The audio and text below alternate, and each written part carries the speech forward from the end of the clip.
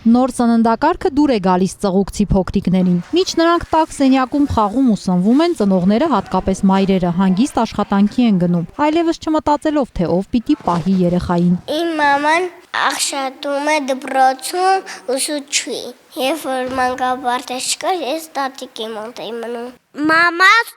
ուղղակի փող ասկատում։ Էլ մամաս գլում է։ Համակարգիչով։ Իմ անունը Նարեկ է։ Իսկ քո մայրիկն աշխատում է։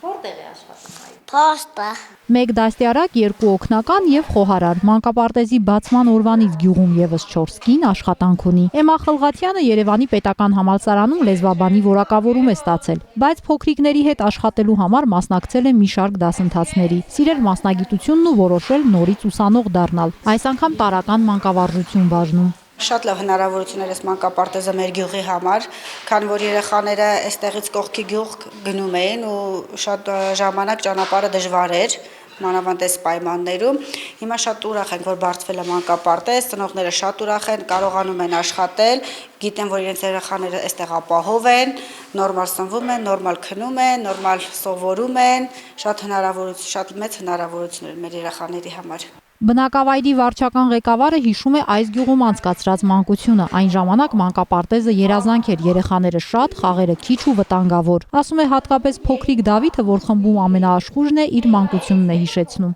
Ես որ Դավիթի տարիքերին խաղանում հիմնականում դրսերում, ցեխերի մեջ, սենց ասեմ, գարնաշրջանում ամբողջությամբ ցեխ էր լինում։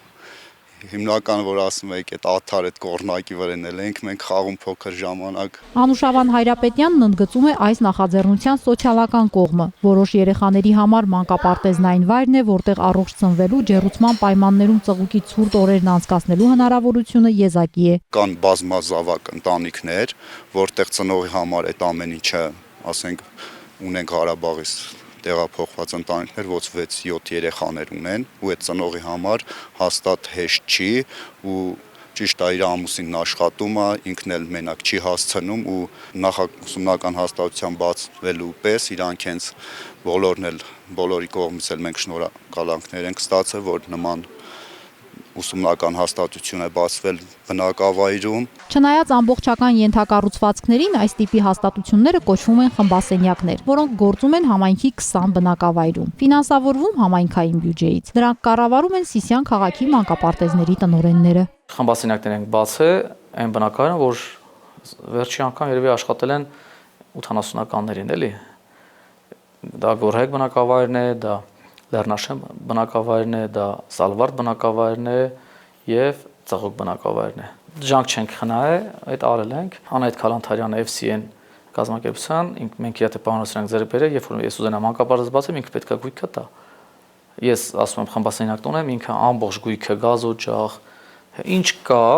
այս բաներ, աթոռ, սեղան, ինչ կա, ինքը տալիս է։ Ծղուկի նախադպրոցական ուսումնական հաստատության խմբասենյակում տեղադրված մահճակալները շուտով կավելանան։ Այս պահին հաճախող 8 փոքրիկներին միանալու է եւս 4-ը։ Տիգրան Հույբադալյան, Մհեր Մանուչարյան, Սյունիք լուրեր։